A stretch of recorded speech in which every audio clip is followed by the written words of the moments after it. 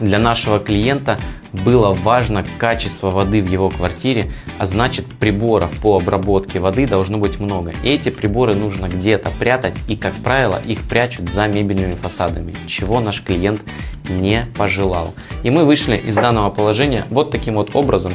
Это большой угловой люк фирмы Шагма, на который приклеена плитка и за которым прячется вся красота. И, к слову, доступ к каждому узлу очень удобен. В данном узле ввода мы расположили систему контроля протечки, магистральные фильтра для того, чтобы вода была чище, редуктора давления, коллекторную разводку водоснабжения, для обвязки нержавейки и, конечно же, с накопительным бойлером.